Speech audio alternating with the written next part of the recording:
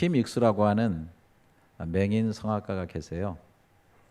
어려서 시력을 잃고 고아원에서 자랐는데 한 미군 병사에 의해서 입양이 돼서 미국으로 건너가 가지고 거기서 공부를 하는데 인디아나 주립대학에서 공부를 하고 또 오스트리아에 가가지고서 성악을 전공하게 되었습니다.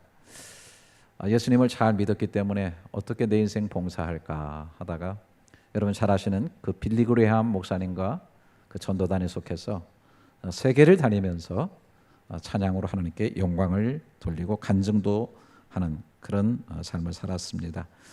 그녀의 전기가 실린 책 나는 어둠을 밝히리라라고 하는 책이 있는데요. 그녀의 그 간증 속에 이런 내용이 나옵니다. 사람들이 장님인 나를 인도할 때 저 100m 전방에 뭐가 있다고 말하지 않습니다. 단지 앞에 물이 있으니 건너뛰라고 말하고 층계가 있으니 발을 올려놓으라고 말합니다. 나를 인도하시는 분을 내가 믿고 한 걸음씩 걸음을 옮기기만 하면 나를 인도하시는 분이 성실할 때 나는 내가 가고자 하는 목적지에 꼭 도착을 합니다. 하나님이 우리를 인도하시는 방법도 이와 같습니다. 우리는 10년 후를 알지 못합니다. 20년 후도 알지 못합니다. 또 알고자 하지도 않습니다. 오늘 무엇을 해야 할 것인가를 보이시는 그 하나님께 믿음으로 순종하면서 오늘을 살면 하나님은 내일을 인도하셔서 마침내 내 생애를 하나님이 약속하시고 계획하신 그곳에 도달케 하실 겁니다. 정말 아름다운 간증이라고 생각을 합니다. 날마다 데이 바이 데이 우리의 삶을 섬세하게 이끌어 주시고 인도하시는 그 주님을 따라가는 그런 삶이죠. 이러한 삶을 성경에서는 시편 23편에 목자와 양이라는 관계로 정말 아름답게 노래하고 있는 것을 우리가 보게 됩니다. 여호와는 나의 목자시니 내게 부족함이 없을 것이다. 그리고 계속 인도하심에 대한 얘기를 하게 됩니다. 2절 3절에 보면 그가 나를 푸른 풀밭에 누이시고 쉴만한 물가로 인도하시는도다. 내 영혼을 소생시키시고 자기 이름을 위하여 의의 길로 인도하시는도다. 계속 인도함을 받는 삶이라고 하는 거예요. 그리고 결국은 푸른 초장, 쉴만한 물가, 그 풍성한 뿐만 아니라 또 아름다운 의의 길로 우리를 인도해 주신다고 하는 것입니다. 우리가 주님의 참 백성이라고 한다면 그분의 인도하심을 받으며 살아야 되겠죠. 로마서 8장 14절에 무릇 하나님의 영으로 인도함을 받는 사람은 곧 하나님의 아들이라고 그랬습니다. 우리가 하나님의 자녀라 이렇게 말만 하는 것이 아니라 구체적으로 하나님의 영 성령으로 늘 인도하심을 받을 때 우리가 정말 하나님의 자녀임을 나타나게 된다라고 하는 것입니다. 당연히 인도함을 받는 것은 목자신 주님과 양된 우리와의 관계일진데 과연 우리가 구체적으로 어떻게 인도함을 받을 수 있겠는가? 오늘의 삶 가운데서 좋은 인사이트를 오늘 본문을 통해서 같이 얻기를 원합니다. 오늘 본문에 그 아브라함이 그 아들 이삭의 아내, 즉 며느리를 택하는 그런 과정 속에 하나님의 인도하심을 받고 있는 그런 장면을 보게 됩니다. 참 아름다운 그런 장면이. 아브라함은 이민 1세대잖아요. 그 갈대아 우르에서 떠나가지고 하나님이 약속하신 그 땅 가나안으로 가서 타향에서 삶을 살아가는. 그런데 이민자들에게 좀 걱정이 이 자녀들 결혼 문제 있죠. 아마 아브라함도 그런 문제에 닥치게 됐어요. 세월이 흘러서 100세에 귀하게 아들 하나 이삭을 낳았는데 더 세월이 흐르다 보니까 아내 이제 사라도 죽었고 벌써 이삭은 중년의 나이가 됐단 말이에요. 그래서 이제 며느리를 봐야 되겠는데 고민이 이만저만이 아니에요. 왜냐하면 그 땅에 있는 여인 가나안 여인하고 결혼을 시키자고 하니 정말 이방 문화에 이렇게 빠지게 돼가지고 그 하나님의 백성됨의 이 혈통을 잃어버릴 것 같은 그런 느낌이 든단 말이죠. 그래서 걱정입니다. 또 자기 고향 친척 집으로 보내서 거기서 결혼을 하게 하자니 또 하나님께서 약속하신 그 가나안 땅을 떠나게 되니까 그것도 좀 문제가 생기는 거예요. 그래서 고민을 하고 있다가 결국은 생각한 것이 내 고향 땅에서 며느리를 얻어가지고 데리고 와서 결혼을 시켜야 되겠다, 이런 생각을 하게 되는 거죠. 그런 내용들이 쭉 나오고 있는데, 이제 이런 내용을 집안을 다스리고 있는 아주 신실한 늙은 종에게 부탁을 하고 있는 그런 내용이 나옵니다. 이 본문 2절부터 6절에 보게 되면, 아브라함이 자기 집 모든 소유를 맡은 늙은 종에게 이르되 청하건대 내 허벅지 밑에 너의 손을 넣어라. 내가 너에게 하늘의 하나님 땅의 하나님이신 여호와를 가리켜 맹세하게 하노니 너는 내가 거주하는 이 지방 가나안 족속의 땅 중에서 내 아들을 위하여 아내를 택하지 말고 내 고향 내 족속에게로 가서 내 아들 이삭을 위하여 아내를 택하라. 종이 이르되 여자가 나를 따라 이 땅으로 오려고 하지 아니하거든 내가 주인의 아들을 주인이 나오신 땅으로 인도하여 돌아가리이까? 아브라함이 그에게 이르되 내 아들을 그리로 데리고 돌아가지 아니하도록 하라. 아주 이 아브라함은 정해져 있어요. 어느 정도 큰 길은 정해져 있어요. 가나안 여인도 택하지 말고 또 그렇다고 내 아들을 내 고향에 가서 거기서 장가 들어가지고 거기서 살도록 하게는 하지 말아라. 왜 그러냐면은 여기에는 하나님의 기본적인 약속이 있기 때문에. 그러니까 아브라함은 기본적으로는 그 하나님의 말씀의 틀 안에서 가고 있다는 거예요. 그 말씀의 인도하심을 받고 있다는 것이죠. 그 내용이 7절입니다. 하늘의 하나님 여호와께서 나를 내 아버지의 집과 내 고향 땅에서 떠나게 하시고 내게 말씀하시며 내게 맹세하여 이르기를 이 땅을 내 씨에게 주리라 하셨으니 그가 그 사자를 너보다 앞서 보내실지라. 내가 거기서 내 아들을 위하여 아내를 택할지니라. 자, 하나님께서 그에게 말씀하여 약속하시기를 이 땅을 너의 씨에게 주리라. 그러니까 기본적으로는 그 라인이 있어요. 출애굽기 12장에서 맨 처음에 하나님께 나타나셔서 너는 내가 약속해 준 그 땅으로 가라. 내가 너를 복주고 너와 너의 자손이 그 땅에서 번성하게 될 것이다. 그래서 그 말씀을 믿고 아브라함이 가나안을 왔어요. 그러니까 기본적으로는 아브라함이 이 틀을 벗어나지 아니하고 하나님의 뜻을 조준해서 가고 있다는 말이에요. 저도 이제 나이가 한 30 가까이 되니까 갑자기 이제 너무 힘들어지는 거예요, 마음이. 이러다가 이제 평생 장가도 못 가고 이제 내 인생이 끝나는 거 아닌가.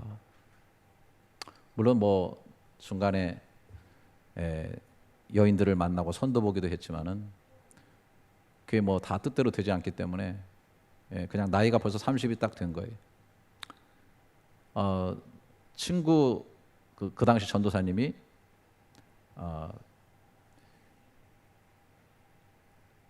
개척을 해야 되겠다고 신학교 다닐 때인데 그러면서 그 개척을 위해서 기도를 하러 간다는 거예요. 그래가지고 제가 가서 그럼 같이 기도를 좀 도와주겠다고 그래서 산기도를 같이 올라갔어요. 가서 기도를 하는데 주여 우리 친구 전사 개척하는데 하나님 은혜를 주시고 좋은 사람 붙이시고 좋은 장소 주시고 하다 보니까 마음이 너무너무 슬퍼지는 거예요. 아니 지금 내 친구는 이미 결혼도 했고 개척을 한다고 하는데 나는 결혼도 못하고 아무것도 못하면서 이렇게 다른 친구만 위해서 내 기도를 하다니 내 진짜 이러면 안 된다. 그래서 이제 친구 기도는 다 끊어버리고 주여 저도 장가 가게 해 주시옵소서 기도를 했어요. 그리고 이제 그때까지는 막 좋은 여자를 달라고 기도를 했어요. 근데 이건 하나님 뜻이 아닌 것 같아. 그래서 제가 기도를 바꿨어요. 이렇게 기도했어요. 하나님 좋은 남편이 될 수 있는 여인을 주세요. 그랬더니 막 하나님께서 어떤 환영을 저에게 보여주신 거예요. 막 환영. 이런 여인이면 될 것 같다는 뭐 뭔가 이렇게 아주 희뿌연 그 영상 같은 거를 막 보여주시는 거예요. 그래서 내려갔는데 갑자기 우리 옛날에 여기 있던 우리 장준환 목사님한테 전화가 온 거예요. 내가 섬기고 있는 교회 담임 목사님 딸이 있는데 맏딸이 있는데 선을 좀 보라고. 그래서 제가 이제 아버지 양복을 빌려 입고 이제 어디서 가방 하나 구해가지고 멋있게 차려입고 갔는데 첫눈에 딱 보니까 제가 기도했던 그 환영이에요. 그 환영. 그냥 첫눈에 느낌이 왔어요. 그렇구나. 그래서 딱 앉았는데 또 뭐 우리 장 목사님도 나와 있고 다 있다 보니까 이제 다 가라 그러고 둘이 딱 앉아가지고 제 첫 마디가 물었어요. 지금까지 어떤 남편상을 꿈꾸며 살아오셨습니까? 그랬더니 눈을 이렇게 아래로 깔고서 이렇게 눈을 나를 한번 쳐다보더니 첫 번째 목사가 아닐 것. 눈치를 보니까 그냥 억지로 끌려 나온 눈치 보니까 아버지도 목사님이고 그러니까 이 사모가 얼마나 힘든다는 것을 아니까 첫 번째 남편의 그 조건은 목사는 되어서는 안 된다. 그래서 제가 몸을 뒤로 딱 적히고 발을 꼬고서 포기를 했다는 표시죠. 이 여인은 아닌가 봐. 아무리 기도의 환영이 맞고 영상이 맞고 해도 이거는 제가 가는 하나님의 뜻이 아니기 때문에. 근데 내가 그때 포기를 하고 너무 재밌게 얘기하다 보니까 그 매력에 빠져서 한 여인이 저한테 온 줄로 믿습니다.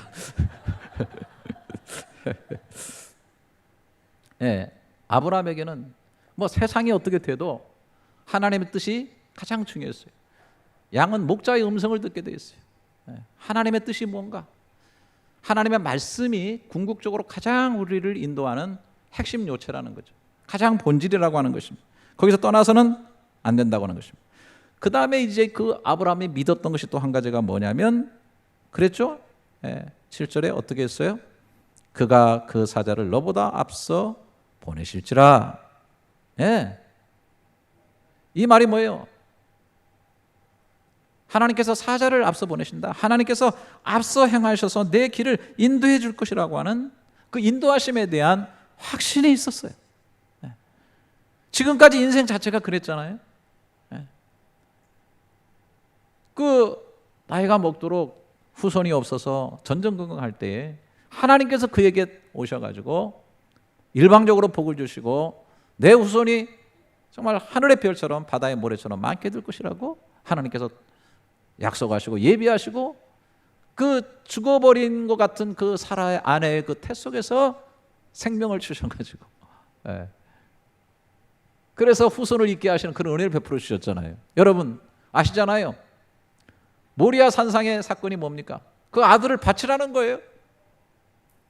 그래도 이 시로 말미암아 후손을 주신다고 했기 때문에 하나님께서 다시 살리셔서라도 분명히 그 일을 이루실 것이라고 하는 죽은 사라의 태에서 살려내서 생명을 주신 하나님께서 내가 모리아 산상에서 하나님의 약속대로 바친다 할지라도 다시 일으키셔서 후손을 주실 것이라는 확신이 있었기 때문에 그가 모리아 산상에서 그 아들을 결박하고 칼을 들었을 때 하나님께서 이미 제물을 준비하셨단 말이죠. 그랬을 때 창세기 22장 14절에 아브라함이 고백했잖아요. 아브라함이 그 땅 이름을 여호와 이레라 하였으므로 오늘날까지 사람들이 이르기를 여호와의 산에서 준비되리라 하더라 그랬어요. 여호와의 산에서 준비되리라. 오늘 이삭은 하나님께서 이미 준비하신 것으로 인해서 대체된 생명으로 살아있는 생명, 그 안에도 분명히 하나님께서 여호와의 땅에서 준비하고 계실 것이라고 하는 확신이 있었기 때문에 여호와의 사자가 너의 앞서 행하시고 인도하실 것이라 라고 하는 사실을 정확하게 고백했다는 사실. 우리 믿음의 사람들은 항상 그렇게 확신합니다. 우리의 미래가 하나님의 손에 있고 하나님께서 우리를 확실하게 인도하신다는 사실. 그래서 여호와가 목자 되시고 우리가 양으로 따라간다고 하는 그 자체가요, 그 목자 되심의 그 머릿속에 가지고 계신 그 그림을 신뢰하고 따라간다는 겁니다. 목자는 양을 이끌고 갈 때 머릿속에 이미 다 그림이 있어요. 지금은 배고프겠구나. 풍성한 꼴이 어느 지역에서 자라고 있겠지. 머릿속에 그림을 그리고 로드맵을 갖고 양을 인도한단 말이에요. 지금은 쉴만한 때구나. 쉴만한 물가가 어디 있지? 그쪽으로 인도한단 말이죠. 가는 길이 협곡이 될 수도 있고 가파른 길이 될 수도 있고 좁은 길이 되어서 불편할 수도 있고 사막의 길을 갈 수도 있어요. 그래서 양이 따라가면서 양양거림에 불평할 수도 있어요. 하지만은 목자는 분명한 그림을 가지고 간다는 거죠.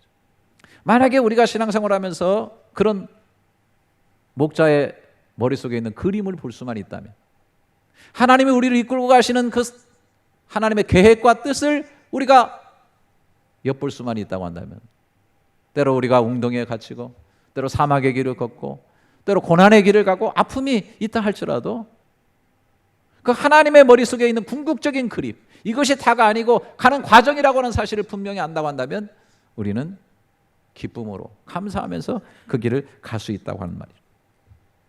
뿐만 아니라 이 아브라함의 좀 위대성은 뭐냐면, 이렇게 하나님을 그러한 그 자기 생각의 범주 안에다가만 묶어두지 않았다고 하는 것입니다. 오늘 여기 8절 9절에 보면, 만일 여자가 너를 따라오려고 하지 아니하면 나의 이 맹세가 너와 상관이 없나니 오직 내 아들을 데리고 그리로 가지 말지니라. 그 종이 위에 그의 주인 아브라함의 그 종이 이에 그의 주인 아브라함의 허벅지 아래에 손을 얹고 이 일에 대하여 그에게 맹세하였더라. 만약에 갔는데 그 여자가 어떤 여자를 정했는데 그 여자가 따라오지 아니하면 이 맹세는 다 없던 것으로 하자. 우리의 계획은 다 없던 것으로 하자. 이 말은 무슨 말입니까? 분명히 하나님께서 선하게 이끌어 주실 거라고 확신하고 있는데, 그러나 만약에 그 일이 우리가 생각하는 대로 되어 있지 않다 할지라도 하나님의 더 큰 뜻이 있다라고 믿고 있는 겁니다. 우리가 하나님의 인도하심을 받을 때 주의해야 될 점은, 하나님은 이런 분이시기 때문에 당연히 이렇게만 해야 되라고 하나님을 제한하는 그런 경우가 너무 많다는 거예요. 심지어 어떤 그리스도인들은 하나님을 가르치려고 들어요. 그런 어떤 그리스도인 중에 가장 대표적인 게 목사입니다. 어떤 데는 하나님한테 삿대질하면서 그래요. 하나님 이렇게 하시면 정말 곤란한데요. 하나님 이렇게 하셔야만 되는데요.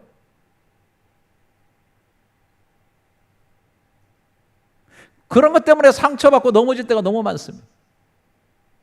아브라함은 물론 약속을 받고 또 가장 적절한 방법들을 생각하고 그리고 인도해 주실 것을 믿고 있는데, 그 인도하심이라는 게 내가 생각하는 그 계획 속에만 있지 않다. 만약에 하나님이 그렇게 하지 않다고 한다면 그리 아니하실지라도 하나님은 더 좋은 뜻과 계획을 가지고 이끌고 계실 거라고 하는 사실, 이 사실을 보고 있는 것입니다. 하나님의 인도하심에 하나님을 제한시키지 마십시오. 금그어 놓지 마십시오. 하나님을 잡고 흔들고 압박하려고 하지 마십시오. 하나님을 하나님 되게 해야 된다고 하는 것이죠. 자, 이제 종의 모습을 보십시다. 10절부터 12절. 이에 종이 그 주인의 낙타 중 10匹를 끌고 떠났는데 곧 그의 주인의 모든 좋은 것을 가지고 떠나 메소포타미아로 가서 나홀의 성에 이르러 그 낙타를 성박 우물 곁에 굴렸으니 저녁때라 여인들이 물을 기르러 나올 때였더라. 그가 이르되 우리 주인 아브라함의 하나님 여호와여 원하건대 오늘 나에게 순조롭게 만나게 하사 내 주인 아브라함에게 은혜를 베푸시옵소서. 자, 여러분, 이 종 또한 위대합니다. 하나님의 순조로운 인도하심을 기도하고 있습니다. 그도 인도하심을 믿고 하나님 앞에 간구하는 거예요. 믿음이 있었어요. 믿음의 사람 아브라함 밑에 사람인지 역시 믿음이 있었어요. 그런데 아브라함은 또한 그 속에 있는 믿음을 받기 때문에 저를 절대 신뢰했습니다.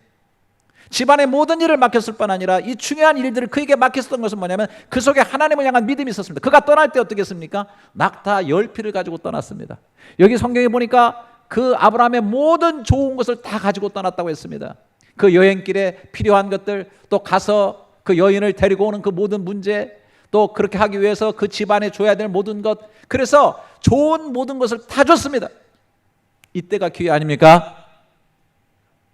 종의 신세를 면할 수 있는, 갖고 튀면 그만입니다. 여러분, 솔직히 한번 생각해 봅시다. 우리가 믿음이 있고 믿음의 사람이라고 그래도요, 정말 사람들 속에 배신이 일어납니다. 물질 때문에 배신이 일어납니다. 자기 유익 때문에 사람을 등집니다. 믿음 안에서도 이런 일들이 일어납니다. 뭐 이 사람이라고 대수입니까? 그런데 그는 정말 신실했습니다. 끝까지. 왜? 그 속에 하나님을 향한 믿음이 있었어요. 하나님이 내 인생을 인도하신다고 하는 믿음이 있었어요. 그래서 그가 맡은 사명을 감당함에 있어서도 믿음으로 기도하는 겁니다. 그리고 그 믿음의 기도 속에서 하나님이 그에게 지혜를 주시는 거예요. 이 사람이 뭐예요? 우물가로 갔습니다.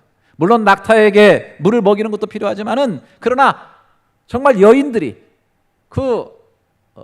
이삭의 아내 될 대상들이, 후보감들이 가장 몰려올 수 있는 것이 바로 그 당시에는 우물입니다. 그래서 우물에 간 거예요. 옛날에는 다 우물에 여인들이 모여가지고 거기서 그냥 모든 정보 교환소, 지금으로 말하면 네이버, 완전히 뭐 이런 곳이죠. 정보가 흐르는. 그리 간 거예요. 그리고 또 얼마나 지혜 있었냐면은 어떻게 했어요? 13절 14절에 성중 사람의 딸들이 물기로 나오겠사오니 내가 우물 곁에 서 있다가 한 소녀에게 이르기를 청하건대 너는 물동이를 기울여 나로 마시게 하라 하리니 그의 대답이 마시라 내가 당신의 낙타에게도 마시게 하리라 하면 그는 주께서 주의 종 이삭을 위하여 정하신 자라 이로 말미암아 주께서 내 주인에게 은혜 베푸심을 내가 알겠나이다. 자, 무슨 얘기입니까? 마음속에 정한 거예요. 하나님, 제가요 거기서 어느 여인들한테도 물을 달라 이렇게 청할 때 그 여인이 나한테 물을 줄 뿐 아니라 낙타에게까지. 낙타가 몇 마리? 잊어버렸어요? 10마리예요. 10마리나. 이 낙타에게 다 물을 주는 여인이 있다면 그분이 정한 사람인 줄 알고 제가 알겠습니다. 여러분, 이런 기도는 좀 위험스럽지 않아요? 여러분, 내가 맞선 보러 가는데 기도하는, 하나님, 빨간 옷을 입고 온 여인은 X 표시, 빨간색이니까 안 된다고 하는 것으로 믿겠고요. 파란색을 입고 오는 여인이 있으면은 주님의 뜻인 줄 알고 결혼하겠습니다. 만약 여러분들 그런 식으로 기도한다면 그게 옳을까요? 하나님, 오늘 아침에 쉬게 기도하겠습니다. 2시간 기도했습니다. 오늘 침이 튀기는 방향으로 제가 직진하겠습니다. 그리고 침뱉어 탁 튀겨서 튀기는 대로 가면 이게 바른 기도일까요? 아니, 나에게 물을 줄 뿐 아니라 낙타에게도 물을 주는 여인이 하나님이 점지하신 여인입니다. 이런 식으로 조건을 걸어서 기도하는 것이 그게 굉장히 좋은 기도일까요? 여러분, 이런 기도는 주의하셔야 됩니다. 함정에 빠져요. 잘못하면 큰일 나요. 이런 의미의 기도가 아니에요. 이거는요. 기도를 하는 가운데 하나님이 점진적으로 지혜를 주시면서 마음속에 정한 겁니다. 어떻게 정한 겁니까? 이 사람이 처음에 가가지고 무작정 우리 아브라함에 걸맞는 그 땅의 유지의 집에 가야 되겠다. 그래야 좀 양쪽의 집안이 좀 걸맞지 않겠나? 우리 아브라함이 사병들을 몇백 명씩 거느리는 부호였고, 오늘 여기 성경에도 서두에 나오는데 하나님께서 아브라함의 범사에 복을 주셔서 아브라함이 거부가 됐단 말이에요. 굉장한 재력가입니다. 큰 족장입니다. 근데 거기에 걸맞는 여인을 하려고 하면은 가자마자 물어봐가지고 이 집안에 이쪽에 초의 부호가 어디 있습니까? 이렇게 가야 되는 거 아닙니까? 그런데 이 사람은 기도하는 가운데 제일 중요한 것이 뭐냐면 성품이라고 생각한 거예요. 하나님이 만약에 우리 그 주인의 아들 이삭에게 아내를 준다면은 정말로 성품이 아름다운 여인을 주실 것이다. 여러분, 사람에게 물을 주는 것도 힘들지만은 당시에 물을 퍼가지고 10필 낙타에게 그 물을 다 먹인다는 것은요 쉬운 일이 아닙니다. 뿐만 아니라 부지런해야 됩니다. 늘 베푸는 삶이 훈련되어 있어야 됩니다. 뿐만 아니라 건강해야 돼요. 건강하지 않으면 일을 할 수가 없어요. 와우. 이 사람은 정말 기도의 사람이었고 지혜의 사람이었어요. 그래서 기도하면서 하나님이 주시는 지혜를 가지고 그렇게 구한 겁니다. 여러분, 초대교회에도 말이죠, 집사님들을 선택하게 될 때, 맨 처음 집사를 선택할 때 어떤 사람을 선택했습니까?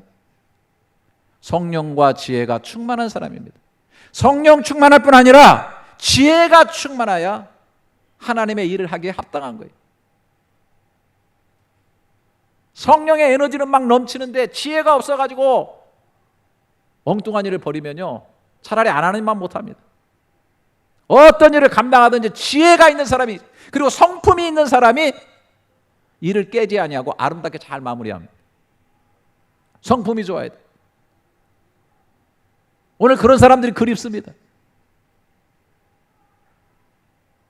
이 종은 그런 걸 하나님께 구한 거예요. 정말 지혜로운 사람이었죠. 지혜는 기도하고 같이 오는 겁니다. 너희 중에 지혜가 부족한 자가 있느냐? 후히 주시고 꾸짖으시는 하나님께 구하라. 그리하면 주시리라. 사랑하시는 여러분, 우리가 왜 기도합니까? 지혜의 등불을 받기 위해서 기도하는 거예요. 그래서 저는 이것이 어떤 운명을 거는, 점을 치는 그런 식의 기도가 아니었다고 생각합니다. 기도하는 가운데 자연스럽게 하나님께서 알게 해주신 지혜로 말미암아 이렇게 정하였다고 하는 것입니다. 15절, 말을 마치기도 전에 리브가가 물동이를 어깨에 메고 오니 이는 아브라함의 동생 나홀의 아내 밀가의 아들 부두엘의 소생이라. 그 소녀는 보기에 심히 아리따고 지금까지 남자가 가까이 하지 아니한 처녀더라. 그가 우물로 내려가서 물을 그 물동이에 채워가지고 올라오는지라 종이 마주 달려가서 이르되 청하건대 내 물동이의 물을 내게 조금 마시게 하라. 그가 이르되 내 주여 마시옵소서. 급히 그 물동이를 손에 내려 마시게 하고 마시게 하기를 다하고 이르되 당신의 낙타를 위해서도 물을 길어 그것들로 배불리 마시게 하리이다 하고 급히 물동이의 물을 구유에 붓고 다시 기르려고 우물로 달려가서 모든 낙타를 위하여 깃는지라. 아름다운 여인 리브가. 제 아내의 영어 이름이 리베카입니다. 리브가죠. 미국 가니까는 영어 이름 하나씩 해야 된다 그래가지고 애들도 지들도 다 하나씩 있고, 아내도 뭔가 하더니 어느 날 자기가 리베카래. 그래서 나는 자동으로 아이작이 됐습니다. 리브가. 여러분 이제 정말 기도한 대로 그냥 완전히 원샷에 끝난 거 아닙니까? 예. 그러면 이제 보통 사람들은 막 그 정도 나오면 막 내가 기도한 대로서 우와 하나님 역사하셨네. 오 당신은 내가 기도한 바로 그 사람 막 그랬을 텐데, 요즘 그게 또 문제예요. 우리 믿음의 사람들 좀 너무 조금만 뭐가 좀 비슷하면 막 하나님의 은혜, 막 하나님이 말씀하시기를, 막 하나님 영광 받으시게 하는 건 좋은데 너무 그렇게 좀 가벼운 것 같아. 좀 깊이 있는 신앙생활을 하시기를 축원합니다. 그래야 좀 넘어지지도 않아요. 이거 보세요. 21절에 그 사람이 그를 묵묵히 주목하며 여호와께서 과연 평탄한 길을 주신 여부를 알고자 하더니 끝까지 추적하고 있는 거예요. 진지하게 주목하면서, 진지하게 생각하면서 아주 지혜롭게 팔로우업을 해나가는 그런 장면이에요. 정말 멋있잖아요. 그래서 결국은 그 집안에 따라가게 되었고, 모든 것을 다 보니까 이게 바로 아브라함의 동생의 그 혈통 중에 있구나. 하나님께서 그 혈통에서 짝을 찾으셨구나. 이런 걸 다 알게 돼가지고 모든 일을 아름답게 마무리하고 그 일들을 다 고하니까 리브가가 따라 나서는 거야. 여러분 솔직히 그 사람 어떻게 믿겠어요? 그 말만 가지고 어떻게 믿겠어요? 그러나 그 신실함과 그 아름다운 믿음과 신앙의 고백과 하나님의 함께 하심을 바라봤기 때문에, 여러분 먼 타지로 가가지고 전혀 보지도 알지도 못하는 사람에게 내 인생을 맡긴다고 하는 것은 얼마나 어려운 겁니까?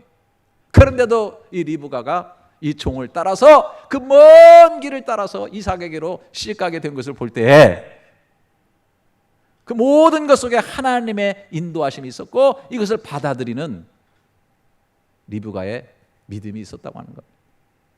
저는 제가 성경을 읽으면서 이 창세기 24장에 오늘 본문의 61절 그 뒷부분은 굉장히 아름다운, 그거 읽을 때마다 아주 목가적인 그런 그림이 제 머릿속에 탁 그려져요. 너무너무 아름다워요.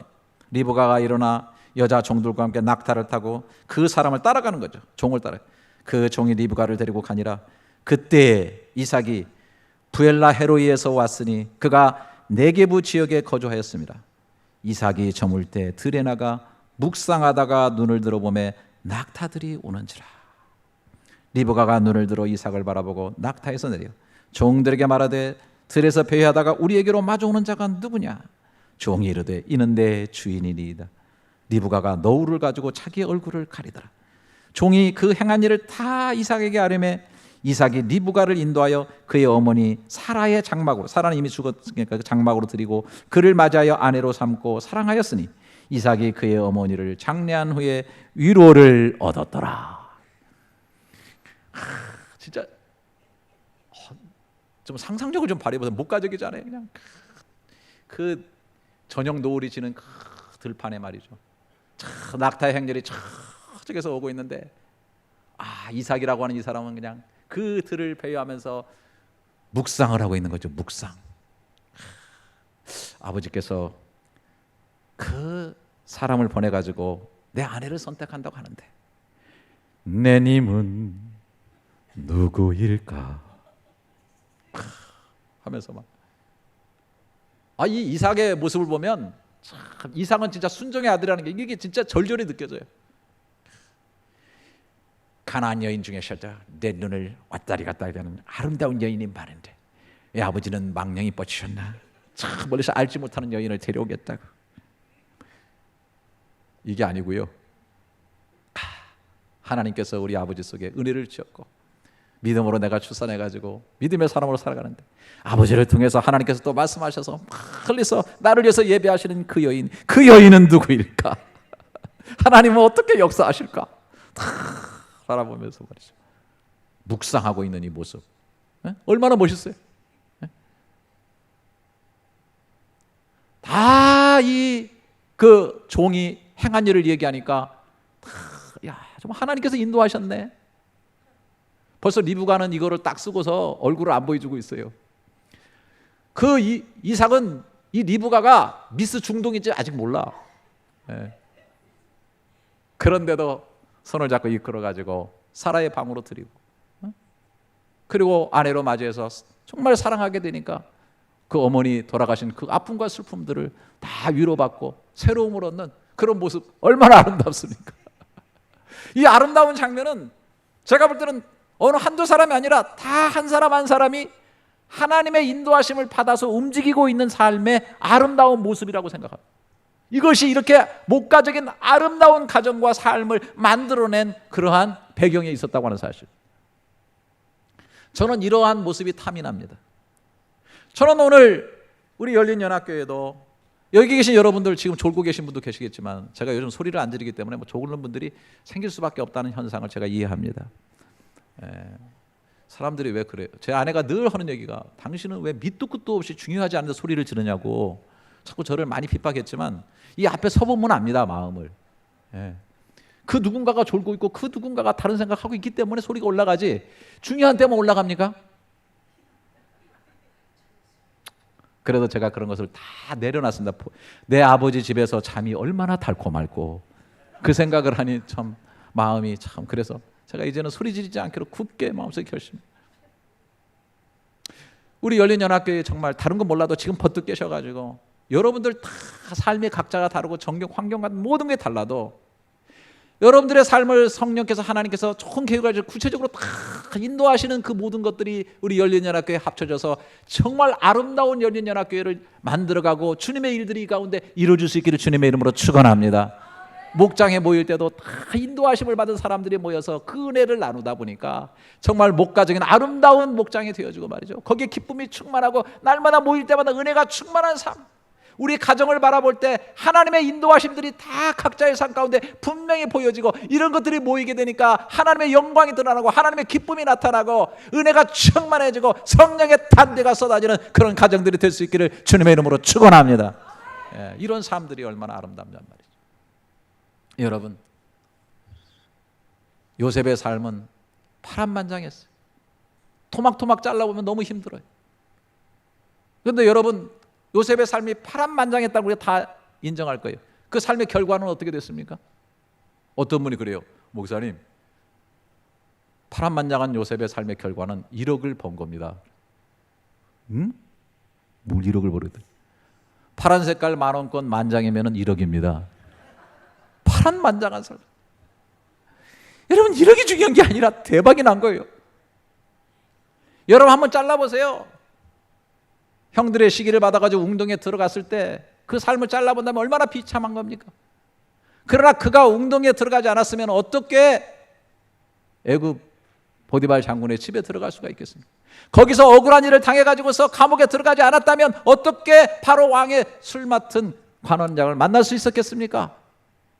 그를 만나지 않았다면 어떻게 바로의 꿈을 해석할 수 있겠으며, 또 그 감옥 속에서 술 맡은 관원장이나 바로의 궁정에서 떡 맡은 관원장이나 이런 사람들 통해 가지고 그 궁정에서 일어나는 야사들과 정치사들을 그가 듣지 않았다고 한다면 어떻게 요셉이 그 막대하게 맡은 애굽의 총리의 역할을 아름답게 잘 감당할 수 있었겠습니까?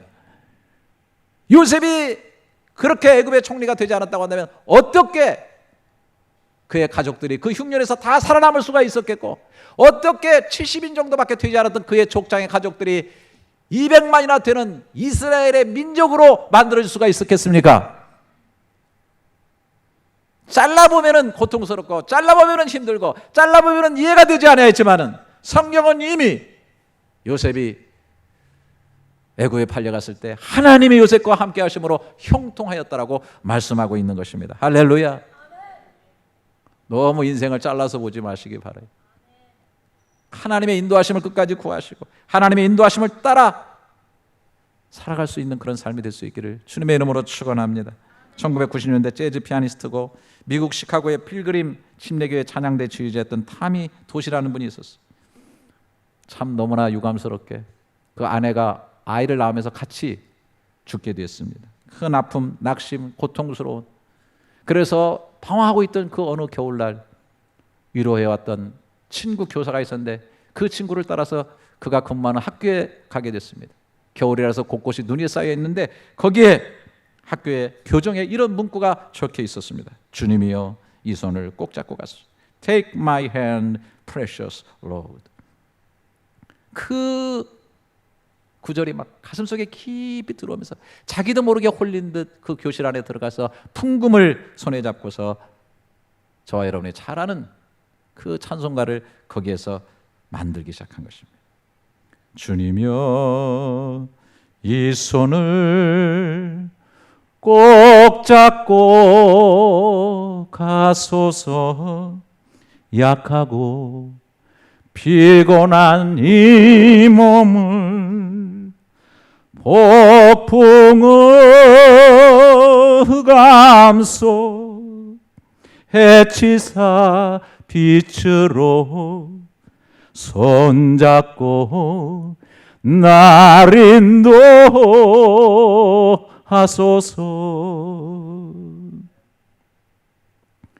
인생이 힘들고 고난이 겹칠 때 주님여 날 도와주소서. 외치는 이 소리 귀 기울이시사 손잡고 날 인도하소서.